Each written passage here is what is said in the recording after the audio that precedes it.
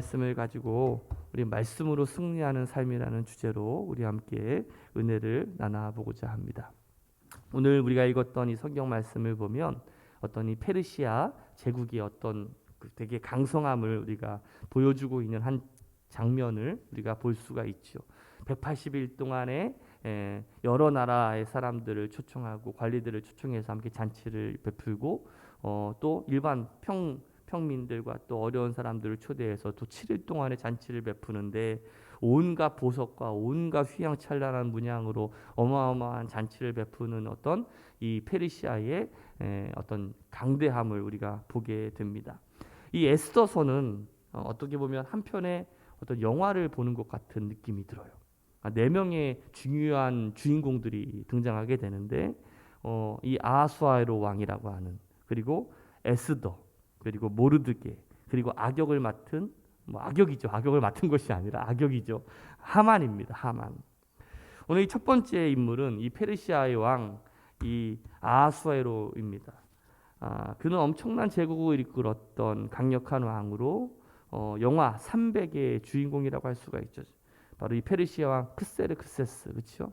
다리우스 왕 이후의 아들, 그렇죠? 크세르크세스를 떠오르면 되는데, 이게 고대 그리스어로 크세르크세스고 이 히브리어로 아하수에로예요. 이게 발음하기가 참 어려워. 어쨌든 간에 이 아하수에로에게는 엄청난 권력이 있었고 엄청난 힘이 있었는데, 참 안타까운 건 하나님 없는 어떤 연약함과 어리석음의 사람이라고 할 수가 있습니다. 아무리 우리가 아하수에로 왕 같이 권력이 있고 세상에서 잘 나간다라고 할지라도 하나님의 말씀이 없으면 무너질 수밖에 없다라는 거예요. 이것을 우리가 깨달아야 됩니다. 하나님의 말씀이 없으면 무너진다. 제가 말씀을 준비하면서 생각을 해보니까 전에 제가 에스더 강해를 한번 한 적이 있어요. 그 에스더 강해를 제가 하면서 주인공인 에스더, 그리고 모르드게, 그리고 하만은 되게 비중 있게 말씀을 좀 나눴는데, 이 아하수에로 왕에 대해서는 제가 말씀을 잘 나누지를 못했던 것 같아요. 오늘은 이 아하수에로의 모습을 통해서 이 말씀이라고 하는 것이 얼마나 중요한지를 우리가 함께 좀 나눠보는 시간이 되었으면 좋겠습니다. 이 에스더서에 나오는 이 하만은 모략을 세워서 이스라엘을 아예 전멸하려고 하죠. 어떤 치밀한 계획을 세울 정도로 굉장히 용의주도한 사람이었습니다. 에스더는요, 여인이었죠. 여인이었음에도 불구하고 나서야 될 때와 그렇지 않을 때를 잘 분간할 수 있는 어떤 지혜로운 사람이었고 어떤 용기가 있었던 여인이었어요. 이 모르드게는 어떤 정의감 그리고 사명감이 굉장히 투철했던 사람이라고 할 수가 있습니다. 그러니까 각자 어떤 특징들이 나타나게 되는데, 이 성경에서 나타난 이 아하수에로는 어떤 특징, 어떤 캐릭터가 없더란 말이죠. 왜 그럴까 봤더니 생각이 없었어요. 생각이 없었어. 아예 생각을 안 하는 그런 사람이 아니라 바보라는 그런 뜻이 아니라, 여기서 말하는 생각은 하나님에 대한 생각이에요. 하나님에 대한 생각. 이 아하수에로의 문제는 뭐냐면 생각 없이 인생을 살았다라는 거예요.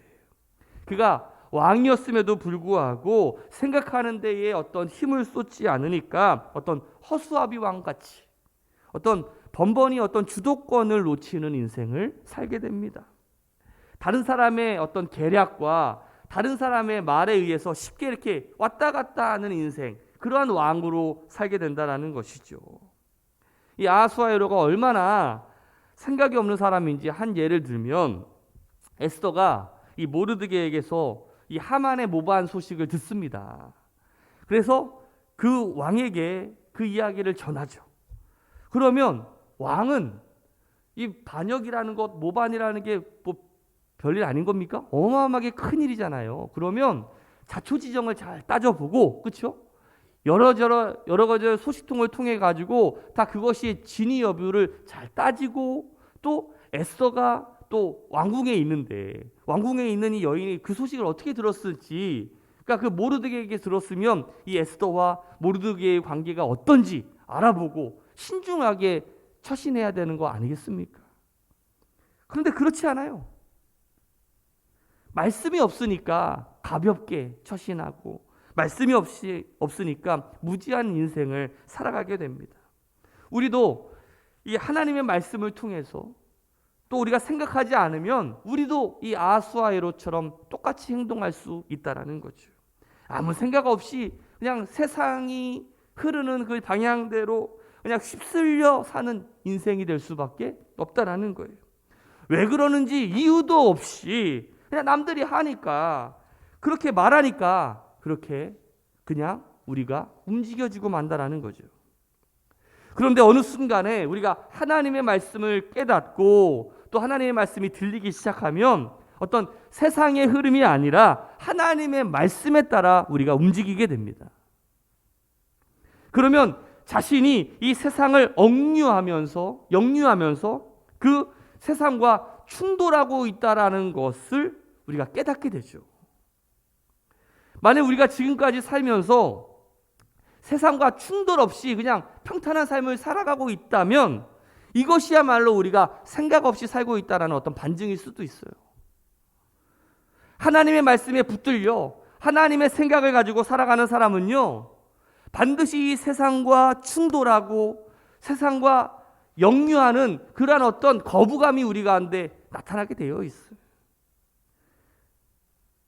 하나님의 말씀에 붙들려 살아가야 결국 이 세상의 주도권을 가지고 우리가 살아갈 수 있다는 거예요. 대부분의 사람들은요, 말씀에 자극이 없으면 생각 없이 살아갈 때가 너무나 많이 있어요.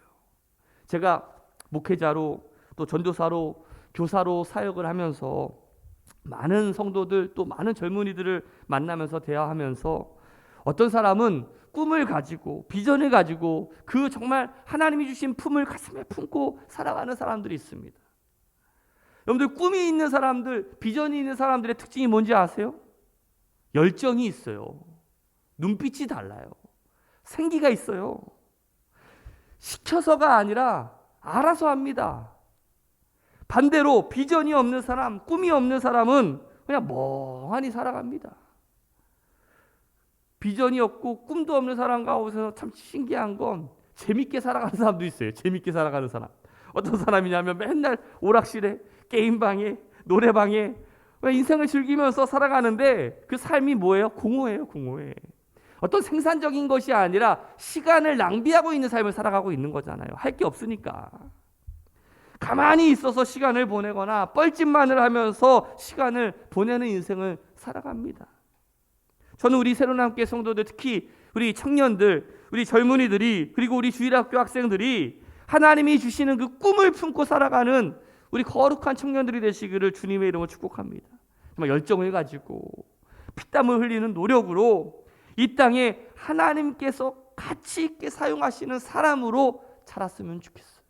우리 교회 청년들 가운데 모세와 같은 지도자들이 나왔으면 좋겠고, 요셉과 같은, 다니엘과 같은 그러한 믿음의 사람들이 나타났으면 좋겠어요. 아브라함을 보세요. 아브라함이 그 하나님의 약속을 붙잡고 그 명령하신 대로 자기의 본토 아비집을 다 떠나버리고 그 하나님이 지시한 그 가나안 땅으로 향하지 않습니까? 요셉을 보세요. 그 하나님이 주신 그 꿈으로 인해서 얼마나 많은 고난과 얼마나 많은 죽을 고비를 겪습니까? 그럼에도 불구하고 꿈을 끝까지 포기하지 않으니까 결국 하나님께서 이루시는 그 꿈을 이루게 되는 거 아니겠어요? 성경의 인물이 다 그러한 것 같아요. 성경에 나타난 성공한 사람들의 모습들을 보면 한결같이 하나님의 꿈을 끝까지 포기하지 않고 하나님의 비전을 바라보며 살아갔다라는 거예요. 그냥 그 하나님이 주시는 꿈에 그냥 정말 열정적으로 정말 너무 기쁨으로 하나님께 매달리는 그 인생이 오늘 저와 여러분들의 인생이 되시기를 주님의 이름으로 축복합니다. 달란트 비유를 보면 여러분들 한 주인이 어떤 사람에게는 5달란트, 어떤 종에게는 3달란트, 어떤 종에게는 1달란트를 맡기고 가잖아요. 그런데 여러분들 다 한 번씩은 들어보셨던 그 달란트 비유인데, 그 주인에게 1달란트를 받은 그 종이 그 받은 달란트를 어떻게 합니까? 땅 속에다가 묻어두죠. 그렇죠? 여러분들 그 땅 속에다가 묻어둔 이유가 뭔지 아세요? 우리 마태복음 25장 24절.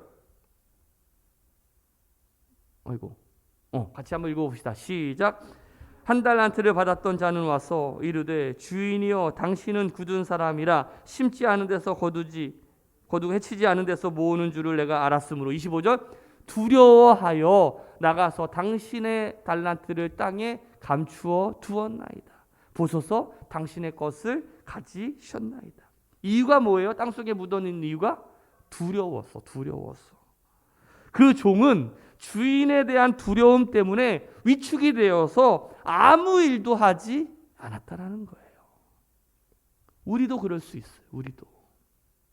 많은 사람들이 어떤 두려움과 걱정과 염려 때문에 그 어떤 일도 시작하지 못할 때가 너무나 많이 있어요. 그 가능성을 땅에 묻어두고 살아갑니다. 저는요, 이 달란트 비유를 우리 아이들한테 꼬박꼬박 할 때마다 제가 항상 하는 얘기가 있어요. 하나님께서 어떤 사람에게 이 달란트라는 것을 우리가 재능이라고도 표현하잖아요. 어떤 사람에게 5가지 재능을 주시기도 하고, 어떤 사람에게 3가지, 어떤 사람에게는 1가지를 주시기도 하셨지만 아무것도 주시지 않은 분은 없다. 뭐든지 다 하나씩, 하나님께서는 하나씩을 주셨어요. 제가 보는 그 하나의 비중이 클 수 있어요. 어떤 한 사람은 그 한 달란트를 가지고 깊숙이 파가지고 박사가 되고 전문가가 되고 하는 거 아니겠어요? 어떤 사람은 5가지의 재능을 가지고 깊지는 않지만 넓게 사용되는 사람들도 분명히 있다라는 거예요. 그러나 중요한 것은 하나님께서는 각 사람에게 다 달란트를 하나씩이라도 꼭 주셨는데 우리가 염려와 두려움과 걱정 때문에 그 하나님께 받은 그 가능성을 사용해 보지도 못하고 그냥 허투루 날려버릴 때가 너무나 많이 있다라는 거예요.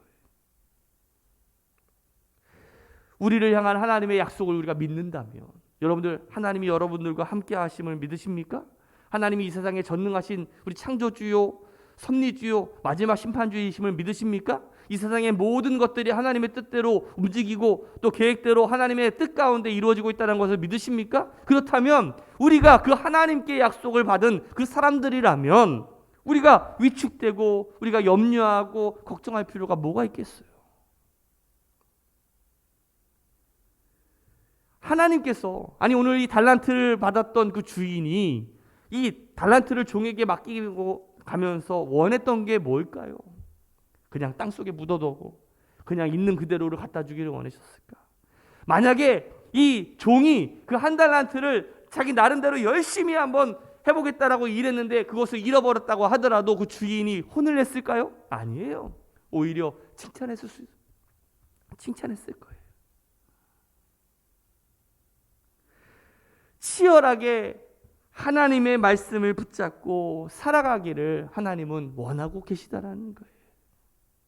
세상의 유행에 흔들리지 아니하고 하나님이 주시는 그 인생을 살아가는 우리 성도들이 되시기를 주님의 이름으로 축복합니다. 낙타의 등에 불룩 튀어나온 게 있죠. 그 혹을 우리가 육봉이라고 부릅니다. 육봉.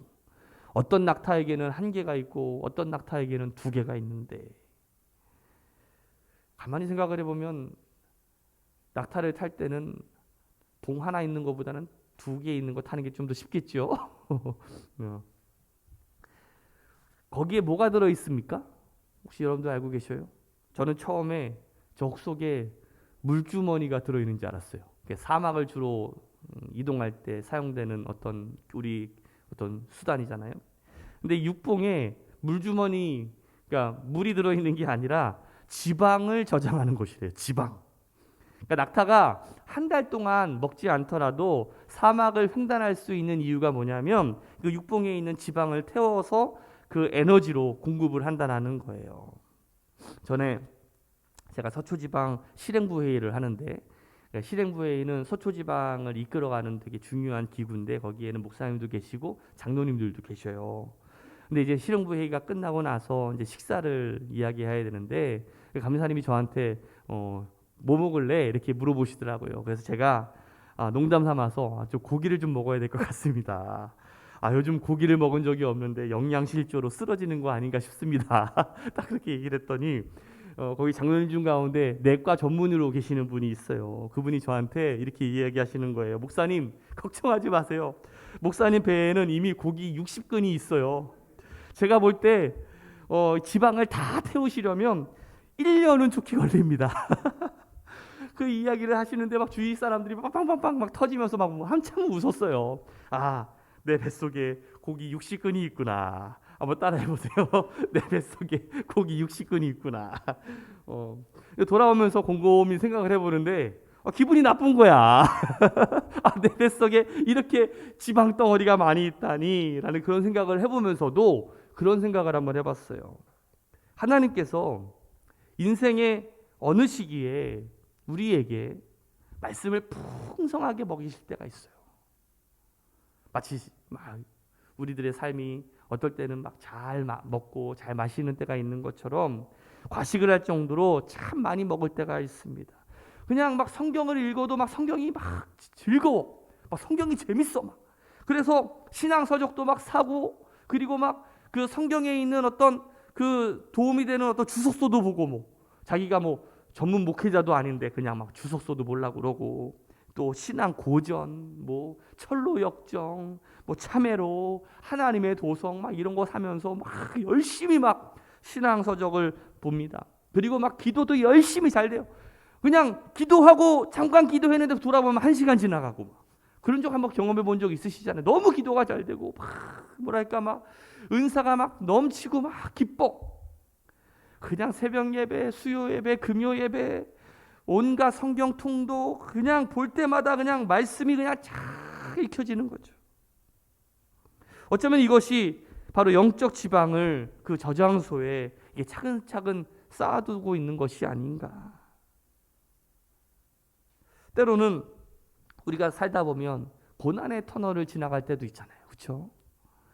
광야를 지날 때 그 말씀이 공급이 중단되는 때를 우리가 만날 때도 있습니다. 우리가 그때 말씀을 어디에서 얻어야 될까? 바로 미리 저장해 둔 그 말씀으로 살아가야 되는 것이 아닌가. 내 속에 말씀이 어느 정도 저장되어 있는가. 평소에 말씀을 내가 묵상하고 암송한 것이 있어야 정말 이 험한 세상을 살아갈 때에 고난의 터널을 지날 때 그때 내가 정말 그것에서 끄집어서 내 삶 속에서 살아갈 수 있을 텐데. 한번 옆 사람한테 한번 물어보세요. 영적 육봉이 있습니까? 시작. 여러분들 우리 삶에 하나님의 말씀이 있으면 우리는 조급해하지 않습니다. 염려하지 않습니다. 안정적으로 열매를 맺으며 우리가 흔들리지 않는 인생을 살아갈 수 있어요. 반대로 우리 삶에 하나님의 말씀이 없으면 어떻게 해요? 흔들려요. 그냥 이 사람이 이야기하면 이게 맞는 것 같고 저 사람이 이야기하면 저게 맞는 것 같고 우리가 흔들리는 인생을 살아갈 수밖에 없다라는 거예요. 문제는 이 말씀이라고 하는 이 기준이 없으니까 그냥 왔다 갔다 충동적으로 우리가 남의 말 들으면서 삶을 살아가게 된다는 것이죠. 소위 줏대 없는 인생 아니겠습니까? 다시 말하면 기준이 없는 인생을 우리가 살 수밖에 없다라는 거예요. 제가 수요 성경대학에서 이 사사기에 대한 말씀을 함께 나눌 때 이 사사기 시대의 가장 큰 문제점이 뭐라고 말씀을 드렸죠? 바로 말씀이 없었다라는 거예요. 말씀이 없다라는 것은 기준이 없다라는 뜻이거든요. 모든 사람이 각자의 소견대로 일합니다. 우리 사사기 21장 25절 말씀 한번 읽어봅시다. 시작. 그때에 이스라엘의 왕이 없으므로 사람이 각기 자기의 소견에 옳은 대로 행하였더라. 여러분들 이 사회가 어떤 사회라고 생각이 드세요? 무자비한, 무질서한 사회 아니겠습니까? 그냥 각자 자기의 옳은 대로 행동한다고 생각을 해보세요. 그 사회는요 정말 무질서한 사회예요. 자유가 넘치는 사회가 아니라 오히려 무질서한 사회라고 할 수가 있을 거예요. 하나님 없는 삶, 바로 충동적으로 사는 그 삶의 문제가 뭡니까? 항상 잘못된 결정을 내린다라는 거예요.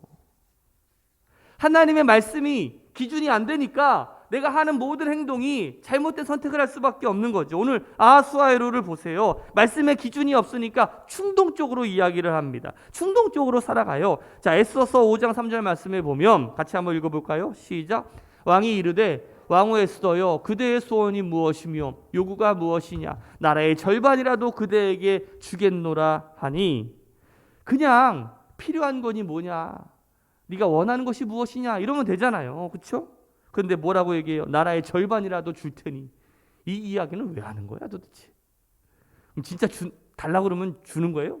그러면 이제 그 에스더에게 주면 이제 뭐 주식으로 따지면 50대 50이에요. 그러면은 이제 그냥 맞상대할 수 있는 그 위치까지 쓰는 거 아니겠습니까? 그러니까 주지도 않을 텐데 허세를 부려요. 왜 이런 일이 일어납니까? 즉흥적이고 충동적이기 때문에 그렇죠. 하만이 은 1만 달란트를 내놓으면서 아하수아에로에게 조서를 내려달라고 했을 때에도 그는 인장반지죠. 요즘 지금 옥새예요. 옥새. 그 옥새 그것을 그 하만에게 내줍니다.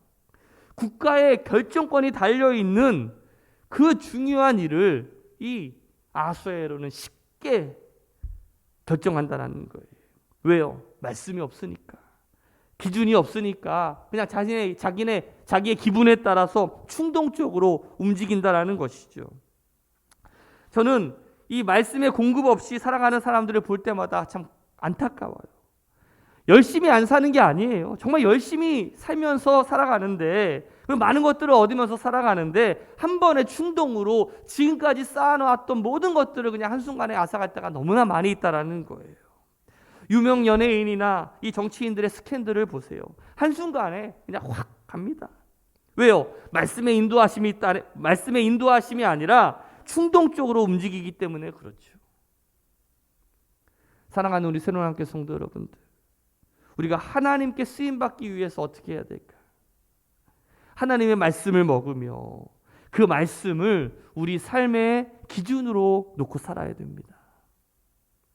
내 기분은 변하지만 하나님의 말씀은 변하지 않아요. 기분대로 신앙생활하면 안 돼요. 제가 말씀을 준비를 하면서 푸념을 하면서 제가 공주에 있는 우리 제 선배 목사에게 전화 통화하면서 얘기를 했어요. 요즘 왜 이렇게 설교가 안 되는지 모르겠다. 맨날 요즘에 죽만 쓰는 것 같다. 푸념을 막 했더니 또 저를 위로해 준답시고, 야, 맨날 밥만 먹고 사냐? 죽도 먹고 살아야지. 근데 그게 위로가 되진 않아. 뭐 놀리는 것 같고 막.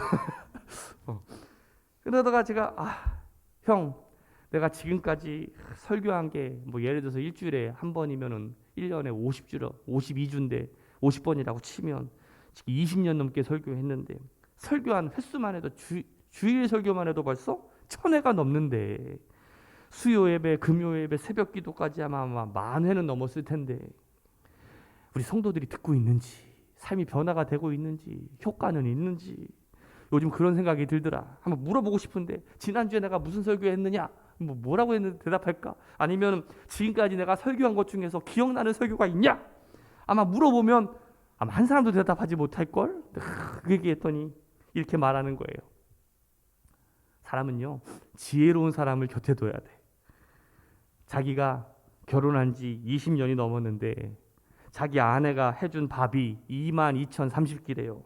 그런데 지금까지 아내가 자기에게 무슨 요리를 해줬는지 나는 기억을 못한다는 거야. 내가 무엇을 먹었는지 기억은 안 나는데 아내가 해준 음식을 먹고 내가 영양분을 공급받아서 지금 이렇게 열심히 일하고 있지 않냐. 그러면서 30대에 운동한 것을 가지고 40대에 써먹고 또 40대에 운동한 것을 가지고 50대에 버티는 거 아니냐. 그 말을 듣는데 참 위로가 되더라고요. 내가 10년 전에 들었던 말씀이 있었기 때문에 바로 내가 10년 전 오늘을 살아가는 것이고, 내가 1년 전에 하나님의 말씀을 들었기 때문에 내가 1년 전에 오늘을 내가 살아가고 있는 것이 아닌가. 여기까지 온 것이 하루아침에 이루어진 것이 아니라 그 과정 속에서 우리의 삶 속에 하나님의 말씀이 녹아내려져서 영양분으로 우리의 삶을 하루하루를 버티게 한 것이라는 것이죠. 우리가 잘못된 길로 가지 않고 충동적으로 기분 내키는 대로 인생을 살아가는 것이 아니라 열매 맺는 삶을 살기 위해서는 매일같이 우리가 하나님의 말씀을 우리가 먹으면서 살아가는 것이 얼마나 중요합니까? 제가 신학교를 가겠다라고 결심을 하고서 신학교에 처음 들어갔을 때 저희 외삼촌이 목회하시는 외삼촌이 돌아가시는 것을 보면서 제가 참 많은 방황을 했었어요. 여러 가지 또 신학교에 갔더니 갑자기 첫 질문이 뭐였냐면 너 이순신이 구원받았어 못 받았어? 너 세종대왕이 구원받았어 못 받았어? 뭐 이상한 질문이라 하면서 갑자기 그 자유주의 운동권 있는 선배들이 저에게 어떤 신앙의 어떤 고민을 막 던져주면서 그때 제가 신학교 때려치고 내가 군대 나가야 되겠다 하면서 그때 군대에 가서 방황하면서 썼던 시가 여러분들 잘 알다시피 절규라고 하는 시예요. 제가 지금 아직도 있는데 한 20편 넘게 절규야. 그러던 어느 날 밤에 하나님께서 저에게 주신 말씀이 있어요. 창세기 15장 5절과 6절 말씀이에요. 같이 한번 읽어볼까요? 그를 이끌고 밖으로 나가 이르시되 하늘을 우러러 무뼈를 셀 수 있나 보라. 또 그에게 이르시되 내 자손이 이와 같으리라. 아브라함이 여호와를 믿으니 여호와께서 이를 그로 여기시고. 이 말씀을 저에게 주시면서 제가 그때 깨달은 게 있어요. 저희 아버지가 목회하셨던 것, 그리고 내가 지금까지 하나님께서 나를 이끄셨던 하나님의 놀라운 계획들이 마치 파노라마처럼 쫙 지나가는 거예요. 그러면서 내가 다시금 내가 신학교로 들어가서 내가 목사가 되어야 되겠다. 그런 마음을 가지고 이 99년도에 이 로마서 강의 수업을 쫙 듣는데 로마서 4장의 이야기를 하는데 바로 4장의 배경이 바로 창세기 15장의 말씀 아니겠어요? 지난번에도 우리 부흥에 오셨던 이선희 교수님이 이 이야기를 가지고 막 말씀을 하시는데 제가 이 이야기를 듣는데 나도 모르게 그냥 눈에서 눈물이 쭉 흐르고 있는 거예요. 그러니까 그동안에 내가 교회 학교를 다니면서 주일학교를 다니면서 중고등부 청년부 정말 신학교를 다니면서 하나님의 말씀을 배우면서 그때는 사실 다 어떻게 보면 기억도 나지 않고 생각도 나지 않는 그것이 어느 정말 나의 인생의 정말 중요한 순간에 그 말씀이 생각이 나고 깨달아지고 그 말씀으로 나의 삶이 다시 회복되어지고 일어난다라는 거죠. 그것이 바로 말씀의 힘이고 우리가 말씀으로 살아야 되는 이유가 바로 여기에 있는 거예요. 주님의 말씀은 허튼 것이 아닙니다. 우리 마음속에 영혼 속에 각인이 되고 또 쌓이게 된다는 사실이에요. 그리고 우리의 삶을 세우고 일으키고 회복시키십니다. 그것이 바로 말씀의 힘이죠. 제가 우리 성도님들과 함께 하려고 하는 것 중에 바로 이것이 하나가 있어요. 바이블 트래킹인데 일종의 성경 통독이라고 할 수가 있을 텐데 제가 한참 전에 이 송규는 목사님하고 제가 설악산에 같이 이제 놀러 갔는데 이제 농담 삼아 아무런 준비도 안 했는데 올라가자는 거예요. 설악산 정상으로. 그때 제가 갈비뼈에 금이 가 있는 상황이었는데 도저히 쉽지 않겠다 생각을 했는데 그냥 또 같이 가니까 또 올라가지더라고요. 그래 가만히 생각을 해보니까 우리 산을 등산한다라는 거 걷는다라는 거 사실 혼자 하는 것은 쉽지 않지만 우리가 같이 함께 격려하고 또 어려운 그 고난의 능선을 지나갈 때마다 함께 동역할 수 있는 사람들 때문에 넘어갈 수 있는 거 아니겠어요? 우리 교회 청년 중에 우리 해병대 둘이나 있는데 이 고난의 행군을 얘네들 할 때도 얼마나 장난 아니지 않습니까? 그러나 함께하는 전우가 있기 때문에 우리가 함께 갈 수 있는 것이고 결국 그 고난의 능선을 우리가 지나고 난 다음에는 결국 그것이 우리의 것이 되고 그 말씀이 우리의 것이 될 줄로 믿습니다. 창세기부터 요한계시록까지 우리가 함께 말씀을 읽어가면서 좀 더 우리가 함께 쉽게 읽을 수 있도록 그러니까 등산이라는 개념보다는 약간 걷는 트레킹이라는 개념으로 말씀을 우리 가운데 새길 수 있는 그런 시간들이 되었으면 좋겠어요. 그 일에 여러분들이 함께 좀 동참했으면 좋겠고 또 여러분들이 함께 이 말씀을 통해서 내가 이 말씀에 우리의 삶의 기준이 될 수 있도록 그리고 말씀을 붙잡고 또 말씀을 사모하며 살아가는 우리 성도들 되시기를 주님의 이름으로 축복합니다.